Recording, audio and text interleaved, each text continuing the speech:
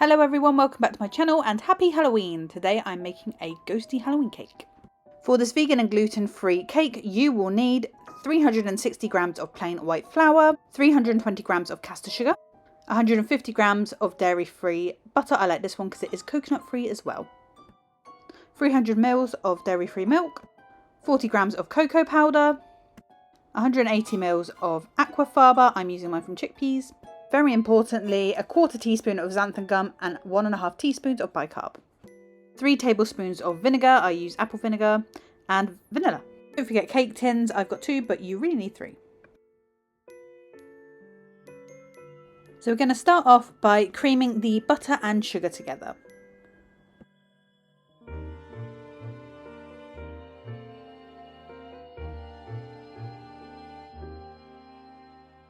While that's creaming, we're going to get our aquafaba. I'm using 3 tablespoons per 1 egg, so I need 4 of those, or 180 mils, and I'm going to pop that in. It will look like it is split, but once we add in the dry ingredients, it will come together a little bit more. Now I'm going to add my cocoa.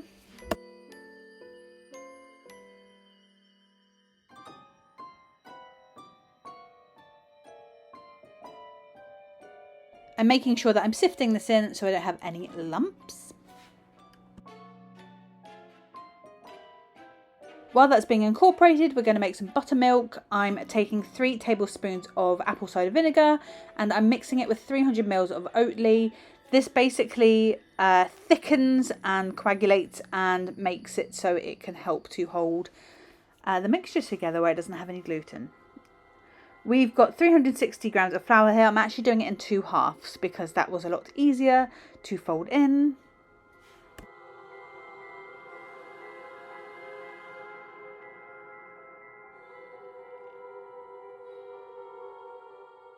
Once the first lot's in, I'm adding in my xanthan gum and my bicarb, so it all has a chance to mix before I add that second batch of flour.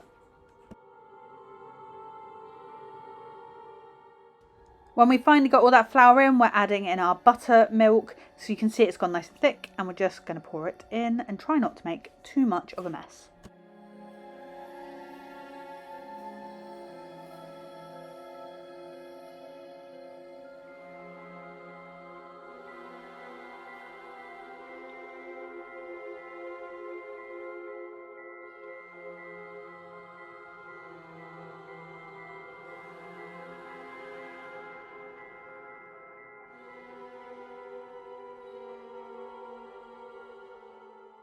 So you can see it does look like it's split a bit, but if you whip it up a bit, it kind of mixes in. I think it's because the liquid ratio is so high.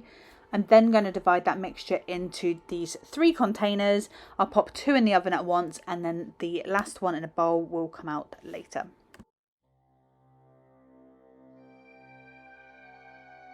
I'm just smoothing off the cakes, and then I'm going to pop them into a 180-degree oven for about 30 minutes.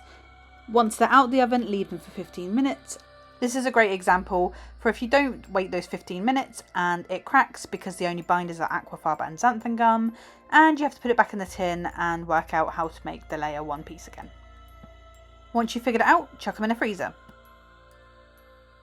Now we're going to crumb coat and ice these cakes. You're going to need 1 kilo of icing sugar, 500 grams of plant butter.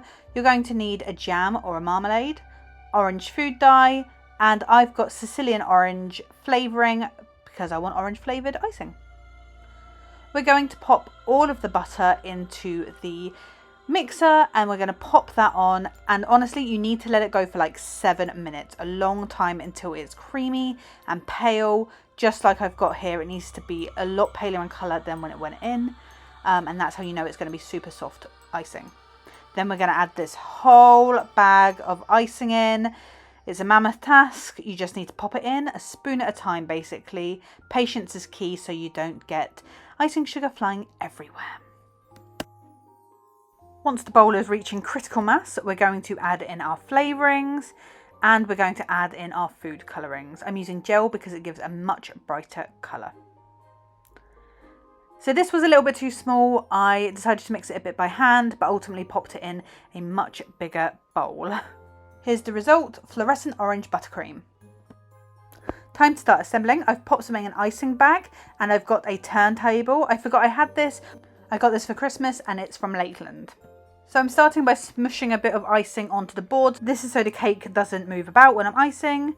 So I've unwrapped the cake and I'm placing it right in the centre, taking some buttercream and starting to smooth this on the top. Because the cake is frozen, the buttercream will set quite quickly, which is really nice because it gives you a solid base. And then piping a ring of icing all the way around the cake and then adding in the marmalade layer.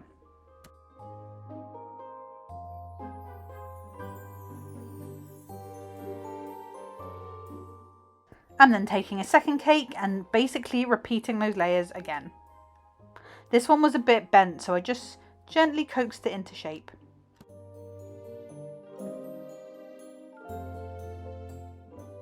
Now we can add our final layer. Always leave my neatest one till the end. Make sure it's straight. Mine was a bit wobbly to start. Then start popping icing all over the cake. I'm using a little flat spatula for this. This is also a Lakeland purchase. It is a Mary Berry's collection.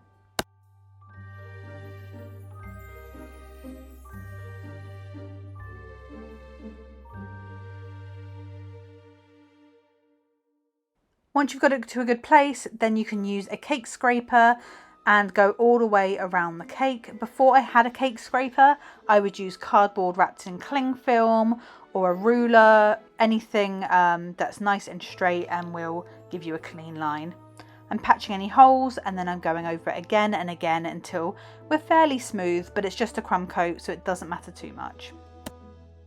Once you're happy, you can pop it in the freezer and let it set for about 20 minutes. Now it's time for our final coat. I've put all the rest of my buttercream into 2 icing bags and I'm basically going to cover the whole thing in icing. It doesn't matter if it's neat or tidy, it just needs to get on there. Then we're going to take our spatula and start smoothing it out. I've got the bigger one here, obviously. The smaller one was not going to cut it.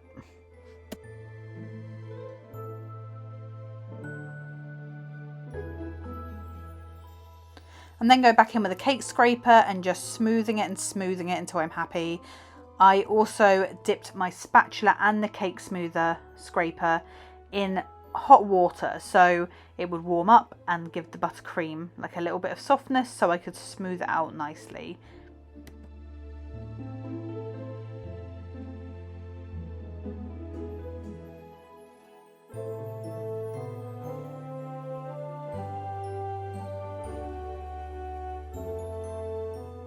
When you are finally happy, honestly, that took me ages, pop it in the freezer for 10 minutes. Then we're going to put it in a plastic wrap and it can stay like that for a couple of days. Now to make the little vegan meringue ghosts, we need 100 ml of aquafaba, 135 grams of caster sugar, a teaspoon of xanthan gum and 1/4 teaspoon of cream of tartar. I'm going to do this in a mixer because, you know, it's me. Pop in your aquafaba and then we're going to get this going until it's frothy. And then I'm going to add in my cream of tartar and my bicarb. Once that's starting to get white and frothy, we're going to start adding in our sugar until it doubles in volume, basically. Lovely stiff peaks. It looks just like real meringue, honestly. Now I'm going to pop this into an icing bag. This was the messiest job in the world, honestly. And then I'm going to smooch them out to make ghost shapes. These aren't the neatest, but they did tighten themselves up a little bit in the oven. Pop them in. These should go on 120 for an hour. I didn't. I did 180, realised, and then put them in for about 40 minutes. Now I'm taking black food dye and a little bowl and brush, and I'm going to paint on little eyes and mouths onto the meringues to make them look like ghosts. And I'm just going to do that to all of them.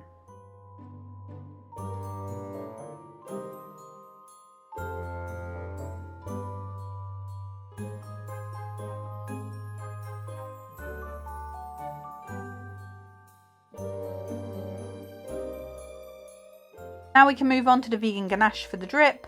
I am going to do this in a bain-marie. I'm using 100 grams of cooked chocolate from Sainsbury's and I'm using 75 ml of Elmley. I'm also using some black food dye. I'm going to melt the chocolate in a bain-marie.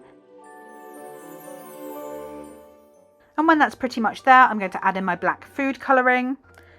Then I took it off the heat and changed to a whisk and started adding in my Elmley. I did have to pop it back on the heat just to make sure it was nice and smooth. But yeah, look at that lovely black ganache. Once it's cooled down a bit, we can get it in a piping bag and then we can start doing that drip. I didn't mind too much how messy it was. It is a Halloween cake after all, but try to make the drips nice and separate, not like I've done just here.